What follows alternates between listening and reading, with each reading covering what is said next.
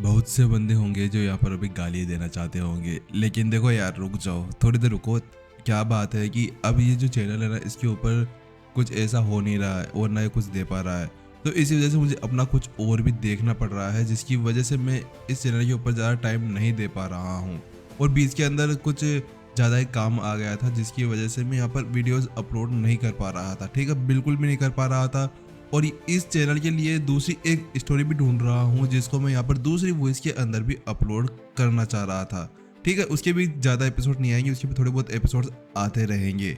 इसी वजह से यार भाई लोग, देखो थोड़ा सा जो इसमें गैप हुआ है 7 8 10 दिन का, उसके लिए मुझे माफ़ कर देना। लेकिन अभी मैं ट्राई करता हूँ कि 4 या 5 एपिसोड, नहीं यार 4 5 एपिसोड तो नहीं डालूँ, क्योंकि आप लोग है ना स्किप करके देखते हो। क्योंकि अभी अगर मैं 2 एपिसोड डाल देता हूँ, फिर 2 से बाद में डाल देता हूँ, तो आप लोग उस चीज़ को पूरी तरह से स्किप कर दोगे। इसी वजह से मैं अभी 5 एपिसोड नहीं डालूंगा, 2 एपिसोड आज डालूंगा और नेक्स्ट एपिसोड कल आपको मिल जाएंगे। चलो फिर बिना किसी देर के हम लोग एपिसोड को शुरू करते हैं और लास्ट एपिसोड में क्या हुआ था उसके बारे में जानते हैं। लास्ट एपिसोड में हम लोगों ने ये देखा था कि एक बंदा गोल्डन लीफ वैली के अंदर चला गया था। वहां पर उसने बहुत ज्यादा तांडव मचाया था और वहां पर जो बीस्ट था, जिसने यहाँ पर सभी का जीना हराम किया हुआ था, उन सभी को मार डाला था। उस बीस्ट को मारने के बाद में वो बंदा उस बीस्ट को वहां पर उठाता है और वहां से चला जाता है। उसको जाते हुए देख सभी लोग बहुत बुरी तरह से हैरान हो चुके थे। वो लोग ये समझ नहीं पा रहे थे कि ये बीस्ट जो उन्हें इतने ज्यादा समय से परेशान कर रहा था, उस बीस्ट को यहाँ पर एक बंदे ने मार डाला था। चलिए शुरू करते हैं नेक्स्ट एपिसोड को। आप क्या कह रहे हैं कि मास्टर राज वहां उस गोल्डन लीफ वैली के अंदर गए थे और उन्होंने वहां जाकर उस बीस्ट को मार डाला। यहाँ पर एक एल्डर था जो एल्डर हॉल के अंदर जाकर प्रिंसिपल गजानन को बता रहा था। प्रिंसिपल गजानन भी इस बात को सुनने के साथ में वहां पूरी तरह से हैरान रह चुके थे। ये भगवान, यहाँ पर ये टीचर विपिन कितने ज्यादा पैसों के भूखे हैं। हमेशा इतने ज्यादा शांत दिखाई देते हैं और कहते हैं कि मैं लो प्रोफाइल रखूंगा। अरे यार, इनका मैं क्या करूं? इन्होंने तो मुझे यहाँ पे परेशान कर कर रख दिया है। मैं क्या कर सकता हूँ इनके साथ में? वहां पर जो प्रिंसिपल गजानन थे, वो उस एल्डर की बात सुनने के साथ में उसके दिमाग के अंदर विपिन का ख्याल आता है, क्योंकि केवल प्रिंसिपल गजानन और महाराज थे जिनको वो सब कुछ पता था कि राज यहाँ पर मर चुका है। और अभी राज का भेष लिए हुए कोई और नहीं था, विपिन था, जो वहां जाकर उस तांडव को मचाकर आया था। लेकिन ये देखना कि अरे भाई, यहाँ पर किसी का भी ध्यान आकर्षित करना, क्या ये कभी वो कुछ बंदा कर नहीं सकता है? और वो बंदा कहता है, अरे मैं तो लो प्रोफाइल हूँ, लो प्रोफाइल, मैं किसी को क्या दिखाऊंगा? अरे उसको लो प्रोफाइल बोलते हैं तो फिर हाई प्रोफाइल किसे बोलते हैं? यहाँ पर जो गजानन था, उसको तो बहुत ज्यादा हैरानी हो रही थी कि ये बंदा ऐसा कोई काम भी कर सकता है। वही जब यहाँ पर प्रिंसिपल गजानन उस सभी बारे में सोच रहे थे, तो विपिन तो उस चीज को पूरी तरह से ध्यान में से हटाते हुए, उसे यहाँ पर बिल्कुल भी चिंता नहीं थी कि व्हाइट रॉक सिक्योरिटी और अकेडमी के अंदर हो क्या रहा था। वो यहाँ पर अपनी तीनों स्टूडेंट्स के सामने खड़ा हुआ था। वो उनसे कहता है, देखो मैं अभी यहाँ से डेस्टिनी हॉल की तरफ जा रहा हूँ। मैं वहाँ पर भेष बदल कर जाऊँगा, वही मास्टर राज का। ये बहुत ज़्यादा बड़ा अपराध है, बहुत ही ज़्यादा, जिसको कभी माफ़ नहीं किया जा सकता। अगर गलती से यहाँ पर कभी ऐसा होता है कि इस चीज़ का खुलासा हो जाता है, तो इसका मतलब ये होगा कि यहाँ पर मैं अंत तक नर्क में रहूँगा और मेरे साथ में रहने वाले जो भी बंदे होंगे, वो लोग भी यहाँ पर उसी नर्क के अंदर उस नर्क को भोगेंगे। उसके साथ में यहाँ पर जो विपिन था, वो अपने हाथों को पीछे की तरफ रख लेता है और थोड़ी देर की शांति के बाद में उस शांति को तोड़ते वो कहता है, ये सब कुछ सोचने के बाद में भी अगर तुम लोग वास्तव में मेरे साथ में शामिल होने का फैसला कर चुके हो, तो ये मैं तुम्हारे ऊपर छोड़ता हूँ। अगर हाँ, तो तुम मेरे साथ में चल सकते हो। लेकिन तुम्हारी इच्छा नहीं हो मेरे साथ में ना जाने की, तो तुम मुझे साफ साफ यहाँ पर मना कर सकते हो। मैं तुमसे कुछ नहीं कहूँगा, ना तुमसे ऐसा कहूँगा कि तुम मेरे साथ में चलो ही। मैं तुम्हारे ऊपर कोई भी दबाव नहीं डालने वाला हूँ।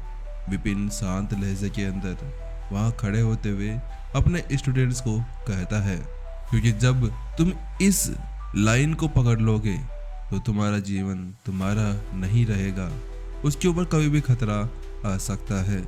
ये बात जो विपिन था गंभीर होते हुए कह रहा था, क्योंकि उसे पहले से पता था कि मास्टर शेख को ढूंढने के लिए उसे कई ज़्यादा दूर तक जाना होगा। मास्टर शेख की हेल्प करने के लिए उसे वहाँ पर पहले डेस्टिनी हॉल के अंदर जाना होगा, उसके बाद में वो आगे कुछ कर सकता था। उसके बाद में विपिन उनसे कहता है, और एक और बात, अगर तुम यहाँ से चले जाते हो तो तुम्हें बस एक ही काम करना होगा। जो मैंने तुम्हें पढ़ाया है, जो तुम मेरे बारे में जानते हो, तुम्हें इसके बारे में किसी को भी नहीं बताना है।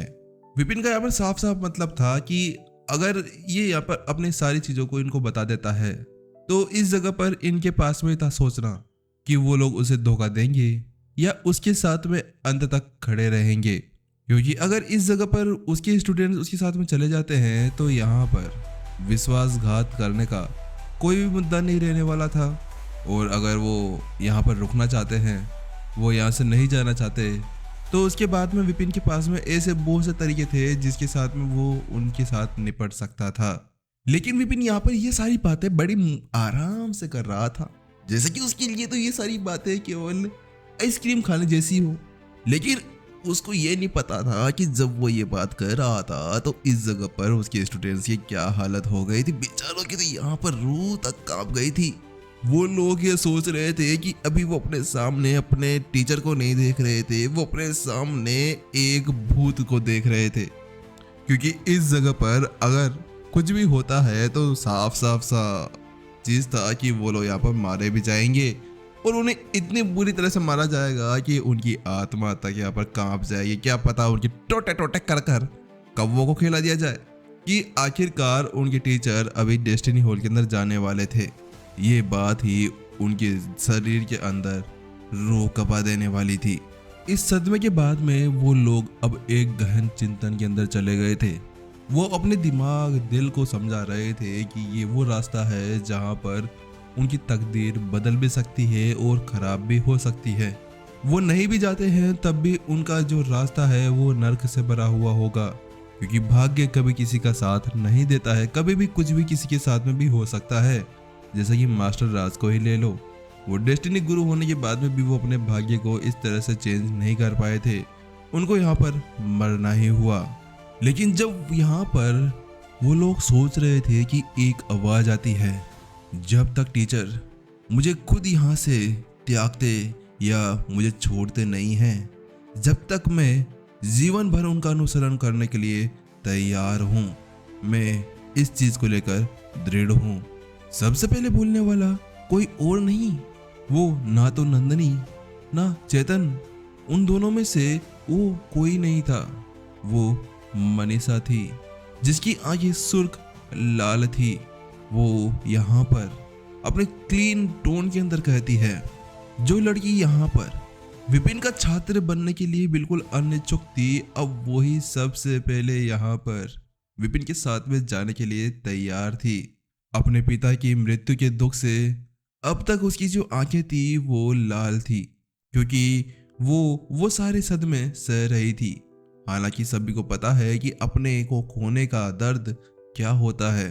वही दर्द से मनीषा भी जूझ रही थी, लेकिन फिर भी उसके अंदर वो अद्वितीय संकल्प था, वो चमक थी, जिसके साथ में वो विपिन के साथ जाना चाह रही थी। टीचर, आपके साथ में रहने के बाद में मुझे पता चला कि मैं किस तरह से आगे बढ़ चुकी हूँ, मेरी प्रतिभा किस तरह से बढ़ चुकी है। सब लोग मुझे साइड में हटा दिया करते थे।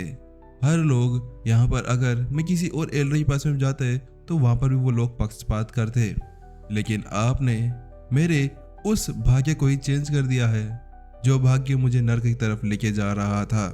और अब वापस मैं उस नर्क की तरफ नहीं जाना चाहती। टीचर, मैं भी आपके साथ में हूँ।